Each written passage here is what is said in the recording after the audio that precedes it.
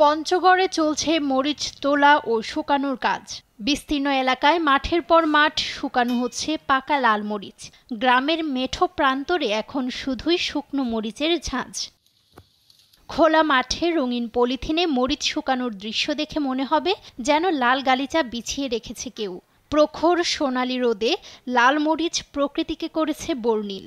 মরিচ তোলার ভরা মৌসুমে চাষিদের সঙ্গে ব্যস্ত মৌসুমি কৃষি শ্রমিকরাও। কেজি দরে তুলছেন মরিচ, করছেন বাড়তি আয়।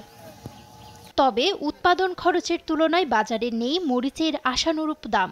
চাষিরা বলছেন বাড়তি লাভের আশায় মরিচ চাষ করে এবার গুনতে হবে লোকসান। এতে হতাশ কৃষক। 1 বিঘার উপরে মরিচ করছি, মনে করেন যে তুলা লাগানো খরচ যে হিসাবে খরচটা হচ্ছে সে পরিমাণ আমরা মূল্য আমরা পাচ্ছি না। সার কীটনাশকের দাম বেশি, মরিচের দাম কম, কৃষক মজুরি শ্রমিকের দাম বেশি, আর যে মরিচ ফলন দিছে এই ফলনে পয়সা বাড়ানো হয়, বাজার খুব কম।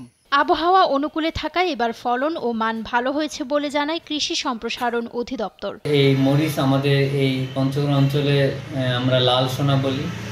গত 2 বছর 1-2 বছর আগে এই মরিচের দাম চাষিরা বেশ ভালো পায়। প্রতি মন তারা শুকনো মরিচ 10 থেকে 12,000 টাকায় তারা বিক্রি করেন।